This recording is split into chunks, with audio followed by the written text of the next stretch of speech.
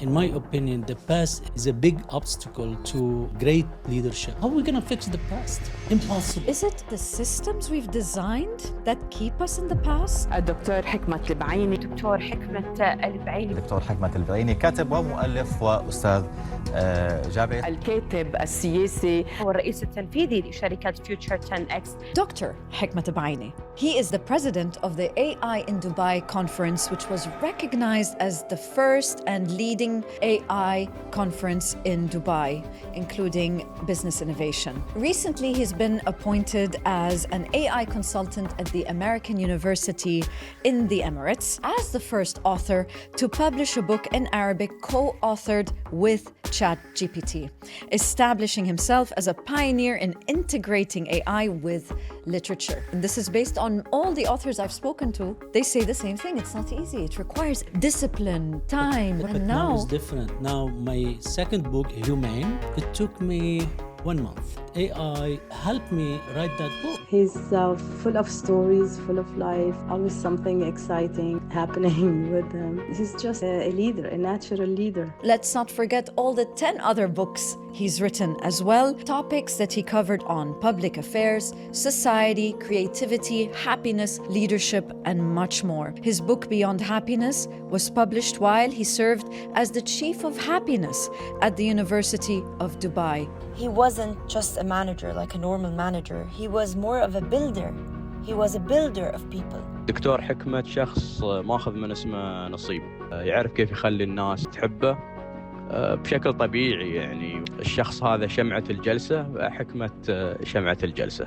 How do you see maybe the integration of leadership, happiness, and AI? The corporate world, it's been like that for a long time. It's moved by profit and greed. The only difference that some governments started to put some rules and regulations, otherwise they will eat us alive because they are... Welcome to Head of Hearts. Head of Hearts is a platform that sheds light on human-centric business leaders who are putting people first in the workplace. They are especially on a mission to transform organizations and create a new economy that thrives on conscious capitalism, compassionate leadership, and corporate happiness and well-being. My name is Carine, and I'm the host of Head of Hearts. Let's get to know more about Dr. Hikmat Beaini today. So welcome, Dr. Hikmat, to my episode. Dr. Hikmat, I would like to ask you a question. But before I get to the question I really want to ask you, I just want to actually establish something. Maybe I'll ask you this generic question. What do you think the climate crisis, the mismanagement of pandemics, and the questionable rise of AI have in common, in your opinion? Thank you, by the way, for having me. It could be a leadership crisis, a political crisis, maybe. Yes, I think so. Okay, it's amazing you say that, and I've read a few articles about this as well, that today, despite the improvements we're seeing in the world, especially when you look at the data in terms of education, healthcare, even living standards, it's all on the rise in general. But what is really happening when we're seeing a collapse in society, and collapse in political systems, in environmental systems, and now technology with the rise of AI? And are we equipped to handle and manage these things? It depends how you look at it. I am radical optimist in my, in general. Wonderful. So I look at things a little bit differently. Of course, we have leadership crisis all over the world. But is it a good thing or bad thing? So let's look at it positively. I think it's good things. Why? Because it's an opportunity for us to replace that leadership. So, Dr. Hikmat, first I wanna share with the viewers how we met. So it was when I went independent as an independent consultant in happiness. I became a certified science of happiness practitioner, and I started to go around in Dubai, in corporates, in institutes, academic institutes, to see if anybody would be interested to implement practices in the science of happiness. Now, luckily for me, my best friend knew who you were. Yes. And she recommended that I meet you. And at the time, you were the chief of chief of happiness happiness. at the University of Dubai. And that's where we met, and that's where we clicked, and we started to think of big ideas. Absolutely. What can we do to bring happiness to the university first, and then go beyond? And then it began with the professional diploma in happiness. Exactly. I have your name on my phone. I recorded as Carine Happiness. So That's anytime I amazing. want to call you, it goes Carine Happiness. Not your last name. Your last name is Happiness. So it's great. Yani, what can I it say? was Thank great you. start. I was at that time looking for people like you who are motivated to spread happiness. And I was the chief of happiness at that time. And we said, let's do something. We did that diploma of happiness and positivity. And the aim was always to impact communities, universities, students, people with the theories of happiness and positivity. And I think we did something. I mean, between the diploma and the book, and we did seminars. Yes. So it was really, we did it from our heart. This is the name of the podcast. And I remember going to schools, talking to kids, 12, 13, 14 years old, and they were cheering up, loving the idea of happiness and positivity. And I think the more you talk about it, the more it sticks in people's mind. And look at this country. I mean, in United Arab Emirates, they talk about happiness for a long time, and it did catch on. It did. I remember even my dissertation, my doctorate in business, the dissertation title was The Impact of UAE Happiness Agenda on Universities. And the whole topic was that. And I've been living in UAE for 10 years now, and I can see it. You have many happiness centers. Managers think about happiness. They want to implement steps toward happiness and positivity. So what I'm trying to say here that the dysfunction of leadership is there, but not everywhere. I want to give credit to some countries where they're trying to have a normal leadership, positive leadership, leadership with optimism. One of them, of course, United Arab Emirates, they did very good job. Other countries are That's very true. following. So any leader, like leadership of this country, that they look ahead and stop looking back, they are winning. Yes. And I will give that example again. United Arab Emirates, how many countries they want to copy and paste the system of that leadership? It's amazing. They appointed the Minister of Happiness before anybody else. That's true. Minister of Hope, Minister of AI, Tolerance. Tolerance. So leadership is there. We have to look at the best pattern of leadership and challenge ourselves every day. Even the leadership of United Arab Emirates that I admire, it's not enough. We have to do more. Yes. And this is what they're trying to do, challenging their concept even to move ahead. And some leaders, they are dysfunctional leadership. Why? Because they keep thinking about the past and what happened in the past. Yes. And they want to create problems. Look at the United States. Look at the presidential debates. One of them is looking to the future, and the other is talking about the past. Exactly. So I think, in my opinion, the past is a big obstacle to great leadership. How are we going to fix the past?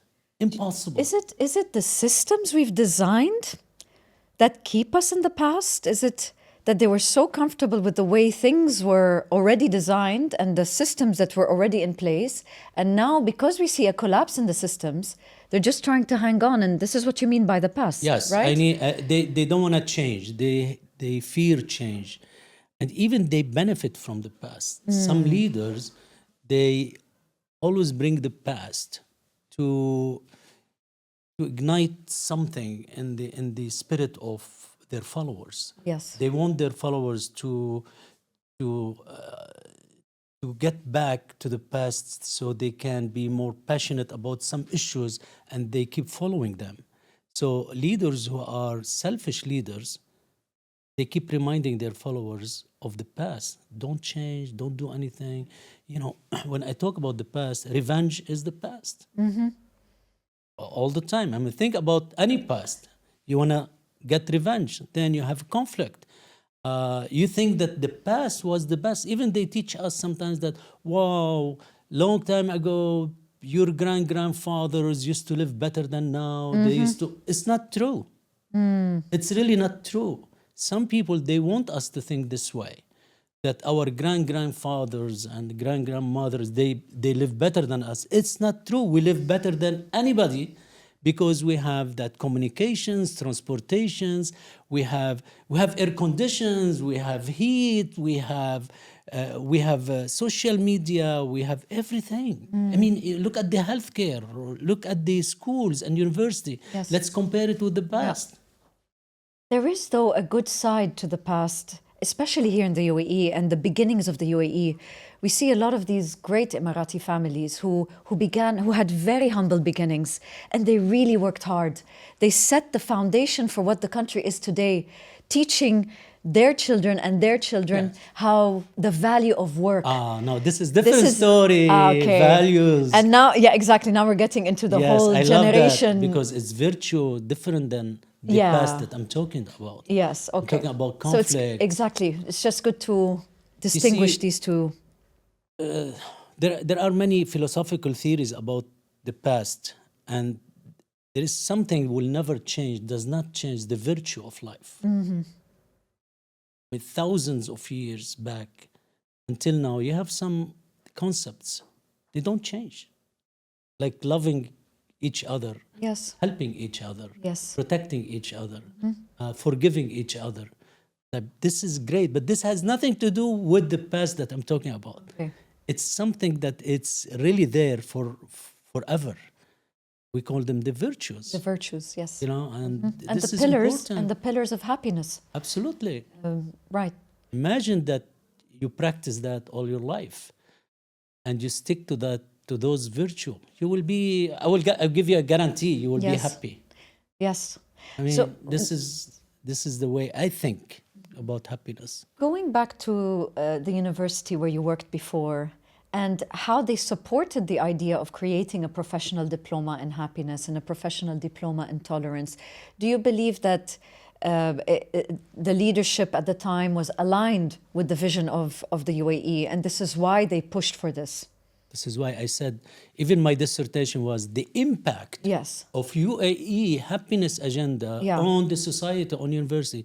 Of course, the leadership on the top, they impact everybody else. Even the University of Dubai, when they started thinking about having a chief of happiness or having the diploma of tolerance, because they were affected by that vision. And I remember my role was at the university is to spread positivity and happiness Yes. among students, staff, and faculty members, and the stakeholders of the university. And the community eventually. And the community. And that was, it was a great job, by the way. I love it. So what did you see? What impact did you see as a result of this? And do you still see it now that you're out Right. doing your own thing now and entering the space of AI? We're going to talk about that a little bit later and how you merge the two. But yeah. I believe in the power of the word, of power of your thoughts. Anytime you take an initiative, just take that initiative, talk about that initiative.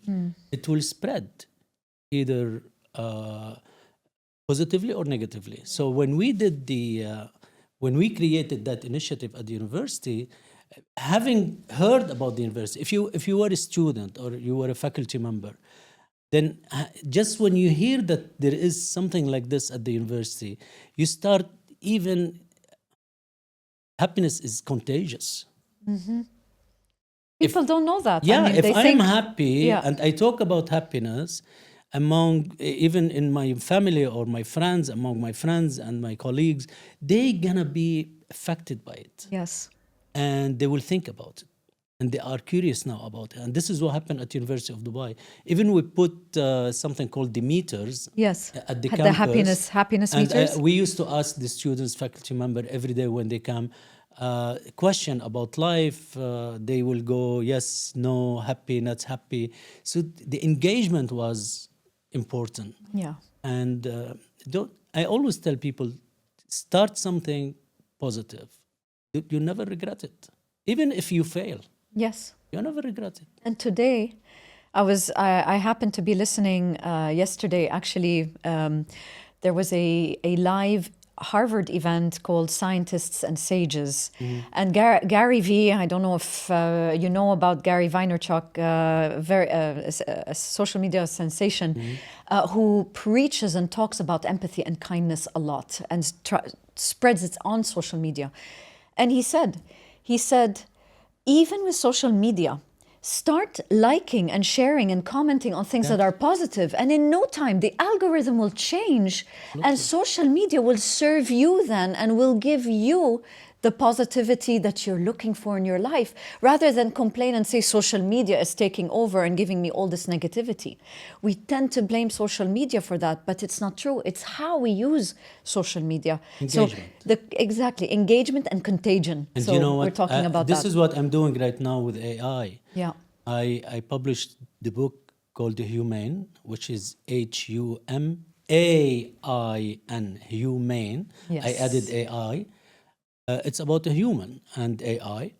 And exactly this is the idea. I'm telling everyone, whether you are a user or you are a developer of AI, please, from now, think positive about how you deal with AI.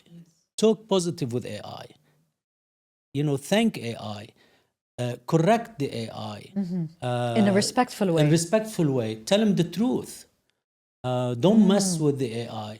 Even the book is called Humane, Raising AI Like Our Children. Yes. And this is a new theory. I came up with this theory because based on what you said, that every time we deal with our neighbors, colleagues, even social media with a positive way, happy, then it's contagious. So from now, if we teach our AI models and robots and system and software, we teach them to be mean, Yes. or to be bully, unethical or bullies, they will be like that in the future. And who knows, maybe AI in the future, they're going to create other AIs. So it's better to teach them now the right way so they can create other good AI. This is a whole theory. The book is 150 pages. It's about how from now we have to raise our AI models as a positive models. So you got into AI because of happiness, because of what you started to see maybe in the lack of happiness happening around you. What made you get into the AI space? I'm the person who likes, I love knowledge. So I always think, read, analyze things, observe things all the time. And a friend of mine told me once about ChatGPT. He said, "Oh, have you heard of ChatGPT?" I said, "No." "Oh, yeah, I did hear, but I didn't Use know it. exactly." He said, "Well, it does help with creating text and stuff like this." So I said, "All right." So I start to use ChatGPT, and I start to, I'm the author of 10 books. So one of the books, it has 200 sayings. It's my sayings. My An Arabic quotes. book, right? Arabic book. What is it called again? It's called أقوال في الدولة. Eh. It's 200 sayings about government and public affairs. Yes. And I said, okay, let me ask ChatGPT to explain to me Your book. my book, sentence by sentence, because sayings are only one sentence. That's right. It's one quote. Yeah. So I started to ask ChatGPT, what do you think about that? And ChatGPT started to answer. And I felt like, wow, it's balanced, it's not bad. It's like you're talking to a diplomatic person, knows how Yes. to answer. A politically correct person, yeah. So I kept asking. And challenging? And then I said, well, let me continue. Maybe ChatGPT and I will publish the first book together about explaining my book. Amazing. And it was fantastic. It took like 1 week. It's done. We put it on Amazon, Neil and Furat, Abjad, all these. And how did that perform? How did It's fantastic. And the media focused on it. It was the first Arabic book to be published by ChatGPT and Dr. Hikmat. I It mean, was fantastic. that's crazy, right? I mean, Yeah. when it takes months and years sometimes to write a book. Yeah, I used to write And- books like 2 years. It took me Yeah. 2 years. Like It's a difficult process. It's not easy at all. And this is based on all the authors I've spoken to. They say the same thing. It's not easy. It requires discipline, time, But now- resources. And but now, it's different. Now my second book, Humane, raising AI like our children, it took me 1 month. And I gave reference to AI. I said at the beginning of the book that everything you read in this book, my ideas and my prompt engineering, I did ask the question and I did follow up and I corrected AI and I did cross-reference because sometimes you get answer, you don't like it, so you go and do the cross-reference with Correct. other AI. yes. So I gave the credit to AI that AI helped me write that book. It's Yeah. not only me. ChatGPT, you mean? Yeah. ChatGPT and others this time. Okay. Because okay. I said I have to do the cross-reference. So Right. Gemini, Claude, and Copilot and ChatGPT. And then I gave that credit to them. And I said, but the ideas are mine, my theory. Humane is my theory, but they helped me write the book. So now, and I urge now all writers, don't be shy. Just say, yes, I used AI as my tool, my assistant to do that, but this is my idea. And now the publishing business is expanding. I heard like 1,400 times than before. 1,400 times. Wow. All right? Yeah. What's wrong with that? Nothing is wrong with that. Yeah. As long as you say the truth. The truth is my idea, the book, the topics are my idea, the prompts are my ideas, follow up on my ideas, but AI was like my secretary. Yes, yes. What's wrong with that? Yeah, that's Nothing. great. I want to shed light now on the corporate world and Yes. your experience in the corporate world. So we've talked about happiness in universities, happiness for in schools, for children, and hopefully that will continue because we see the rise of a generation that is not satisfied, never satisfied, wants to be gratified in the moment. You see a drop in virtues, you see a drop in empathy, and then now we're trying to teach AI how to hold these virtues, how to be ethical, all that stuff. What about our children who are, so that's one topic. And then the other topic would be on the corporate world. Where do you see, how do you see maybe the integration of the leadership, happiness and AI in the corporate world as well? So if you Yes. can start with this, our children. Well, in this generation. Right. The corporate world, it's been like that for a long, long time. It's moved by profit and greed. We know that. It's still like that. The only difference that some governments, somewhere, somehow, started to put some rules and regulations about these corporations. Otherwise, if you don't put rules and regulations, then they will eat us alive. It's as simple as that. Because they are, they worked and they think about profits. Now, again, I am an optimist person and I look sometimes at things a little bit different than other people. I look at the positive side. Since World War II till now, the corporate world is getting better, not because they want to be better, because there were many people's movements, demonstrations. Rights, labor rights, civil rights. Civil rights. They put pressure on government and government put pressure on corporations to save to save the people, to take care of the workers, the employees, whether they are blue collar or white collar.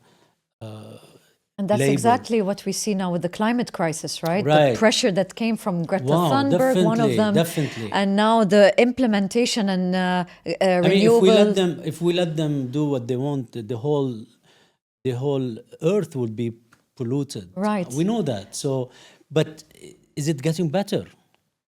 In my opinion, as a positive person, yes, it does. Since World War II till now, things a little bit better. And I did work in the United States as a human rights specialist for 6 years with the government, United States government. They tried their best to protect people from discrimination, whether based on sex, national origin, based on disability. Ethnicities, It wasn't that right. before. Now there are some rules and regulations. You have some rights, civil rights and labor rights. But it's getting better. Some people say yes, because now flexible hours are there for some employees. The living standard is higher than before. The number of hours we are working is less. But of course, if you Is it want to look, less? but Is it really less? yes, of course. Long time ago, they used to work 12 hours without any. Okay, this is in comparison to the Industrial Revolution Industrial when it Revolution. first So came, this is what I'm when it saying. first started. Yeah. Now I think with AI things will get better and better, and I don't think people will work more than 4 hours a day. Yes. 4 days per week. They will have better time, more money. Even now, the United Nations is thinking about the universal basic salary, which is something I really support. If AI is gonna produce more, if AI is gonna make people live in abundance better, like they're saying now with AI, food is gonna be almost free for everybody. Really? Why?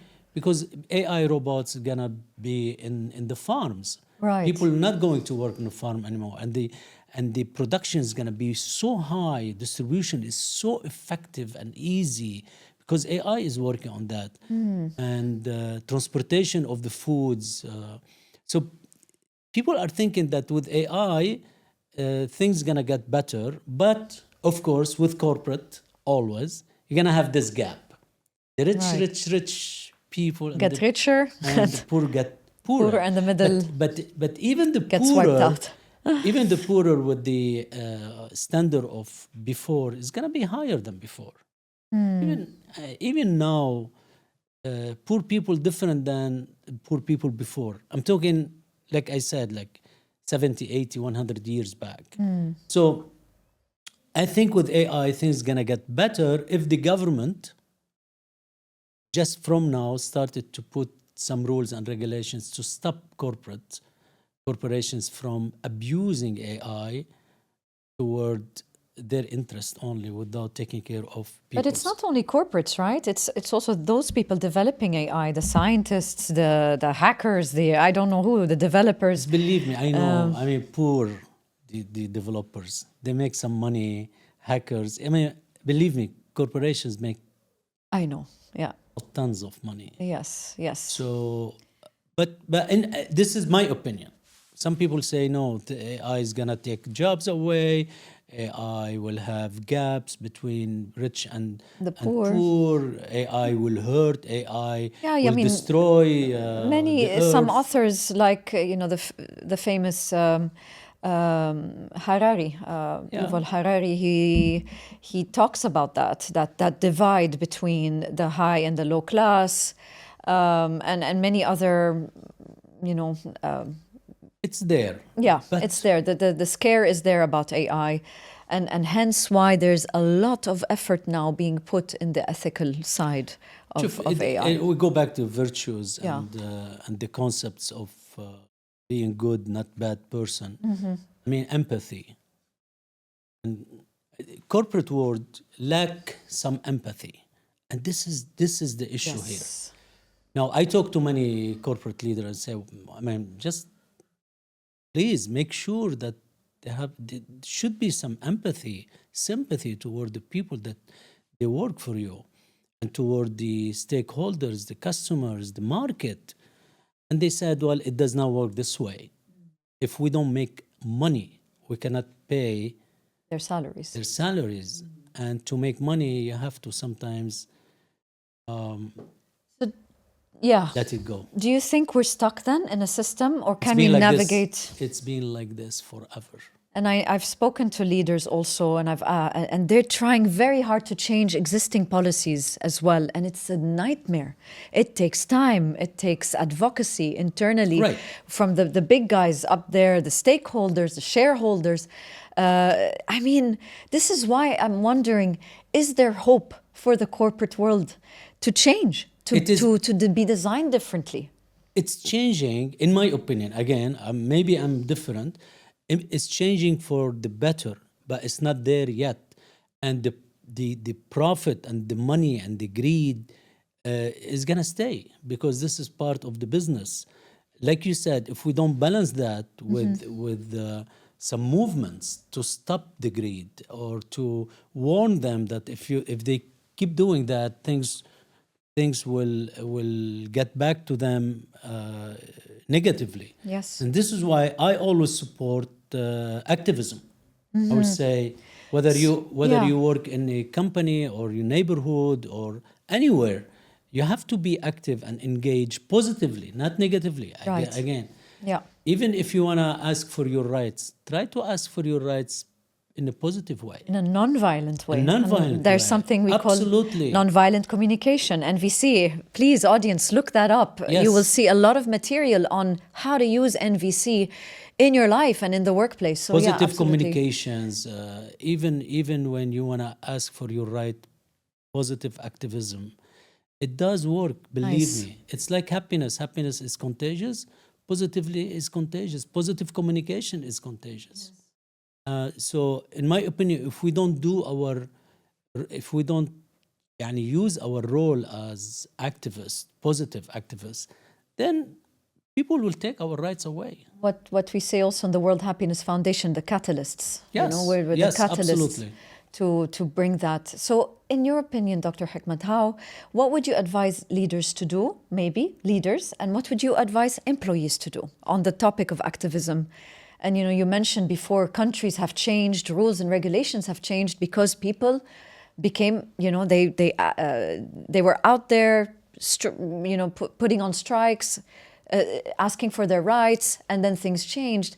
Can we do that in the workplace? Can we get all crazy and say, we want the... You were talking about positive activism. I think leaders now, the entrepreneurs, CEOs, they are thinking about this issue, because now with AI and the internet, there is some change going on in the work environment. One of them is the freelance. The gig economy, Yes, I mean. and this is affecting them. They have no control anymore. It's like it's not centralized anymore. Yes. People are making their own money in different way. They are digging out systems and models and ideas and making money out of it. And while holding full-time jobs also. While holding full-time job or without even. Yeah.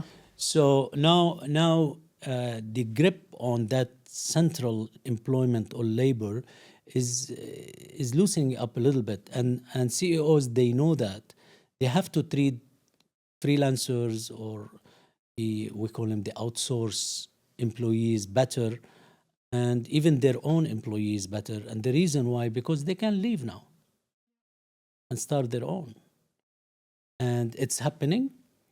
So I think soon you're gonna see a different structure of corporations, and I am pro dividing those big corporations into smaller corporations. Interesting, yeah. And decentralize that power from Facebook to Google to Amazon because it's too much.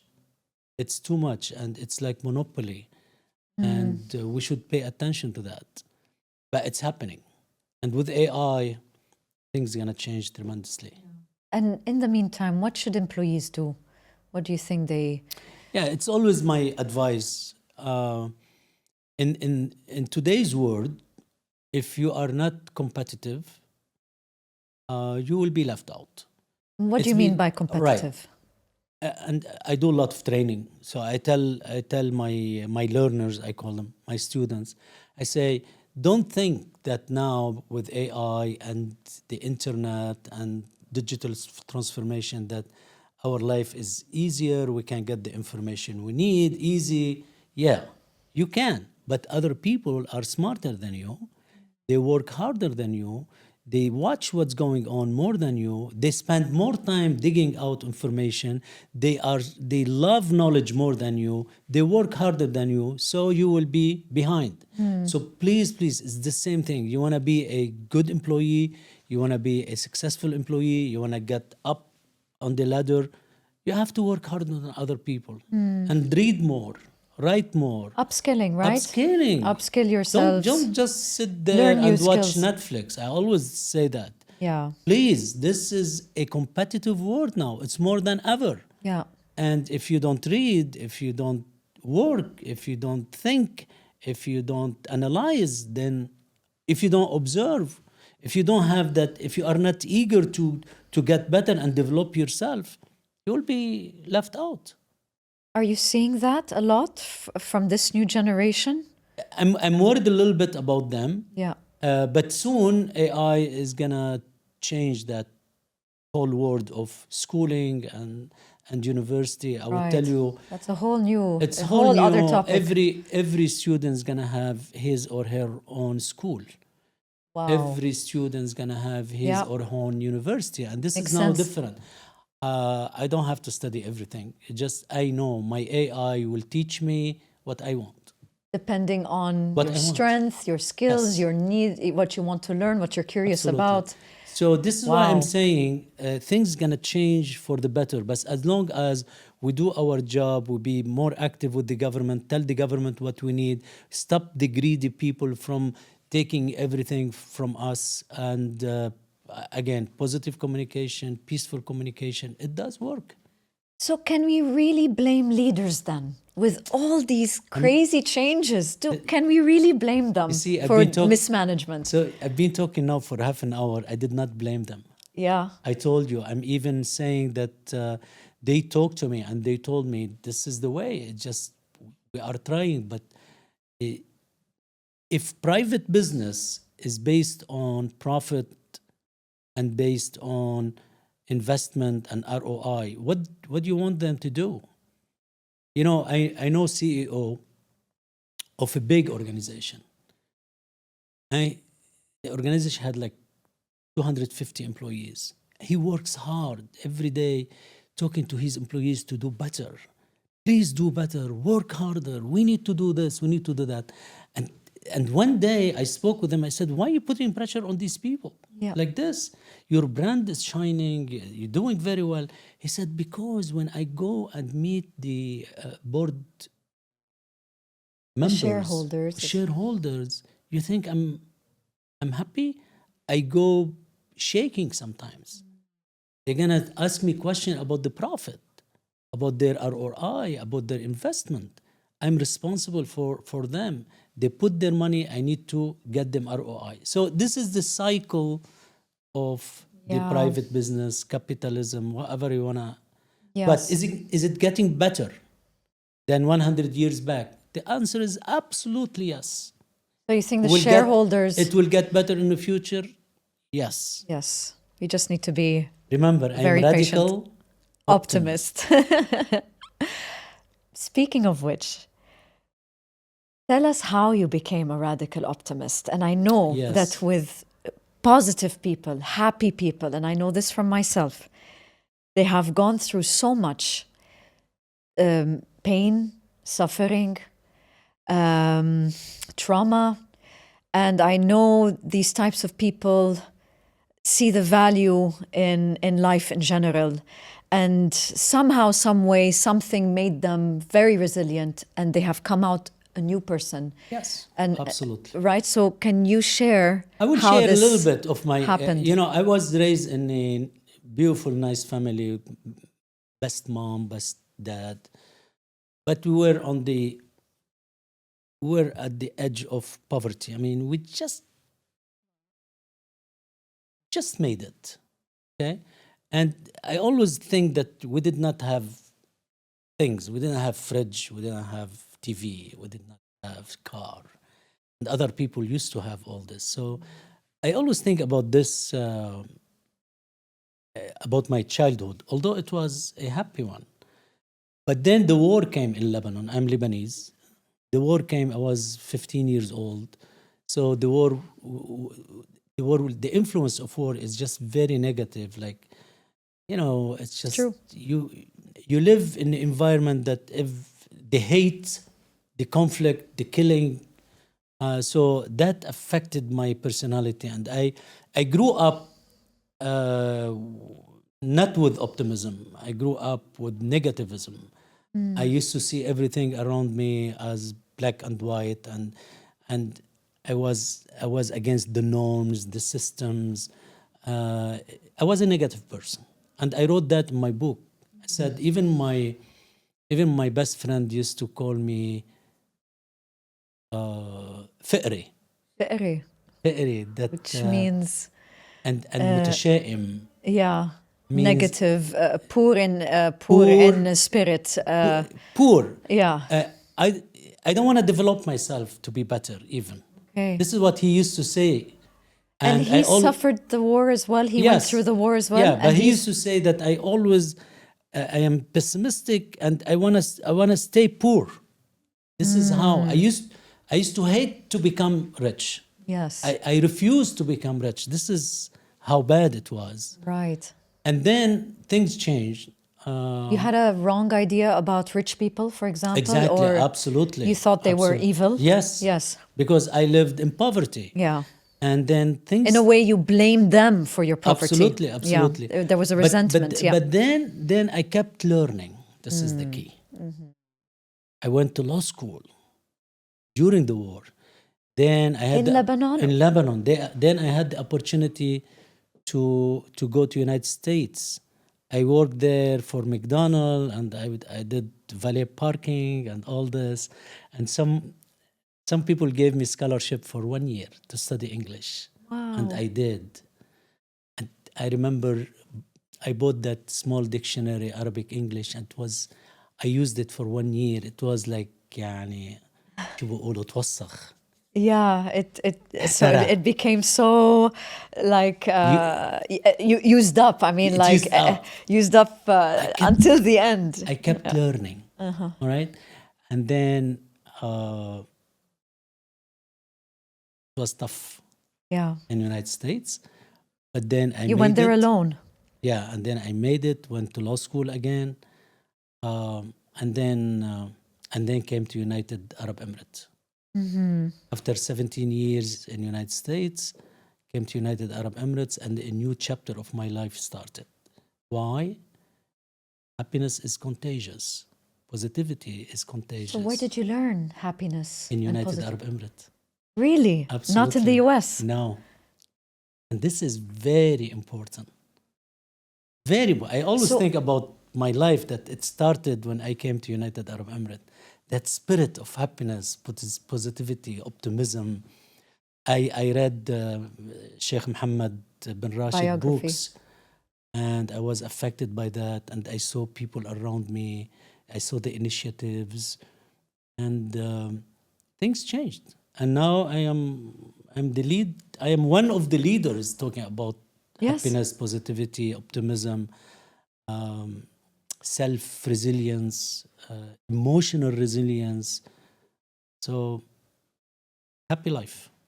Yeah, that's happy amazing. Ending. Well, yes, we'll leave that for the audience to interpret what a happy ending. For me. Yeah, a happy ending to your story, of course. To my story. No, I'm so happy for you, Dr. Hikmat. I'm so blessed to have met you as well on this similar journey, a parallel journey where also I went through my own types of challenges in life, the pain, the suffering, the losses of friends, family members, etc. Making it on your own, being a self-starter, all of that. We really share parallel experiences in a way, and And it's amazing how life brought us here today. Again. Not only today, yeah, but and for sure always. Always. Dr. Hikmat, I just want to encourage all the viewers to, once your book is published, so please tell us a little bit more about your book. When will it be published? When it will It's be already on available? Amazon. It's already on Amazon. Just Humane. Humane. Humain. Okay. Human. Fantastic. So Thank you. I encourage everybody to learn more about AI, and you too can contribute to making AI serve humanity rather than the other Right. way around. And with that, use the same principles with your children. I know it's tough, and I hear this all the time from parents. It's this generation, they say, is a lost cause. But no, let's not say that. Let's truly use nonviolent communication, absolutely. more empathetic practices, more gratitude. And Fix then, it and move on. Fix it and move on. not only fix, but use it. And there's so many resources out there, of which I will be sharing as well with other guests that will come in. And then use these tips, use these insights in your workplaces especially. We are on a mission to transform the world of work and to help leaders become more effective at being better leaders. And when we say leaders, we're not talking just the people on top, we're talking about you as well. You are a leader, you make the change, you be the change you want to see in the world, just like Mahatma Gandhi said, right? So Dr. Hikmat, anything you'd like to add before we wrap it up? I want to thank you. It's a great initiative. You work so hard. I'm very proud of you.